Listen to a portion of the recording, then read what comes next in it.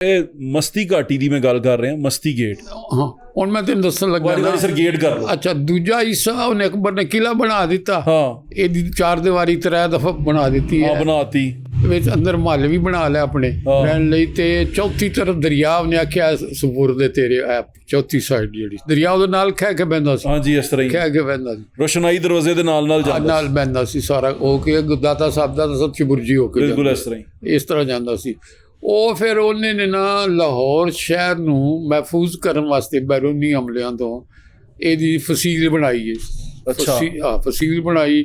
ਫਸੀਲ ਬਣਾਉਣ ਤੋਂ ਬਾਅਦ ਇਸ ਤੋਂ ਪਹਿਲੇ ਉਹ ਫਤਿਹਪੁਰ ਸੀਕਰੀ ਦੇ ਦਰਵਾਜ਼ੇ ਵੀ ਰੱਖ ਸਕਿਆ ਸੀ ਅਕਬਰ ਨੇ। ਉੱਥੇ ਵੀ ਇਹ ਦਰਵਾਜ਼ੇ ਬਣਾ ਕੇ ਤੇ ਸ਼ਹਿਰ ਸੀਲ ਕਰ ਦਿੰਦੇ ਸਨ। ਇਹ ਰਵਾਇਤ ਜਿਹੜੀ ਆਈ ਹੈ ਨਾ, ਇਹ ਰਵਾਇਤ ਸੈਂਟਰਲ ਏਸ਼ੀਆ ਦੀ ਰਵਾਇਤ ਹੈ, ਸਾਡੀ ਰਵਾਇਤ ਨਹੀਂ ਦਰਵਾਜ਼ੇ। ਲੇਕਿਨ ਸਾਡਾ ਇਹ ਹੁੰਦਾ ਸੀ, ਅਸੀਂ ਡਰਦੇ ਆਪਣੀ ਆਬਾਦੀ ਜਿਹੜੀ ਕਰਦੇ ਸਨ ਉਹ ਦਰਿਆ ਦੇ ਸੱਜੇ ਕਿਨਾਰੇ ਤੇ ਨਹੀਂ ਸਾ ਕਰਦੇ, ਖੱਬੇ ਕਿਨਾਰੇ ਤੇ ਕਰਦੇ ਸਨ। ਉਹ ਕੀ ਵਜ੍ਹਾ ਸੀ? ਉਹ ਕਿ ਆਵੇਗਾ ਹਮਲਾਵਰ ਤੇ ਦਰਿਆ ਪਾਰ ਕਰਦਾ ਔਖਾ ਹੋਏਗਾ ਨਾ। ਹਾਂ, ਤੇ ਇਸ ਲਈ ਸਾਡਾ ਲਾਹੌਰ ਜਿਹੜਾ ਉਹ ਖੱਬੇ ਪਾਸੇ ਦਰਿਆ ਪਾਰ ਕਰਦਾ। ਤੁਹਾਨੂੰ ਪਤਾ ਗੋਰਿਆਂ ਦੇ ਵੇਲੇ ਤੱਕ ਇੱਥੇ ਕੋਈ ਕ੍ਰਾਸ ਕਰਨ ਦੀ ਜਗ੍ਹਾ ਨਹੀਂ ਸੀ। ਉਹ ਸਿਰਫ ਇੱਕ ਬੋਰਡ ਪੈਂਦੀ ਸੀ ਜਿਹੜੀ ਹੈ ਤੁਹਾਡਾ ਦਰਵਾਜ਼ਾ ਹੈ ਸ਼ੇਰਾਂ ਵਾਲਾ। ਹਾਂਜੀ, ਸ਼ੇਰਾਂ ਵਾਲਾ। ਇਹਨੂੰ ਖਿਜ਼ਰੀ ਦਰਵਾਜ਼ਾ ਇਸ ਲਈ ਕਹਿੰਦੇ ਨੇ ਕਿ ਈਸਾਈ ਉਹਨਾਂ ਵਿੱਚ ਵੀ ਖਿਜ਼ਰ ਹੈ, ਹਿੰਦੂਆਂ 'ਚ ਵੀ ਤੇ ਸਾਡੇ ਵੀ ਖਿਜ਼ਰ ਹੈ।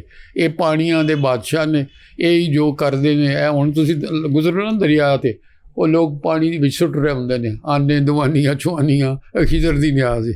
ਤੇ ਇਹ ਖਿਜ਼ਰੀ ਦਰਵਾਜ਼ਾ ਤੇ ਉਹਦਾ ਨਾਂ ਫਿਰ ਇਹਨੇ ਰੱਖ ਲਿਆ ਸੀ, ਰਣਜੀਤ ਸਿੰਘ ਨੇ। ਖਿਜ਼ਰ ਦੀ ਨਿਆਜ਼ ਯਾਨੀ ਕਿ ਪਾਣੀ ਨੂੰ ਸੁੱਟੀ ਜਾਂਦੀ। ਪਾਣੀ